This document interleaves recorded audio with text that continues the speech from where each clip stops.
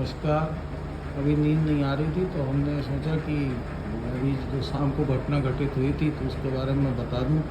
एक आदमी किराने की दुकान पर गया और किराने की दुकानदार से बोला कि ऐसा है कि आप हमें 1765 चावल के दाने दे दो। तो दुकानदार चक्कर में पड़ गया, उसने 250 ग्राम चावल के दाने लिए और उसको दे दिए। तो बोला आपको कैसे पता लगा कि 250 ग्राम में 1765 चावल के दाने होंगे?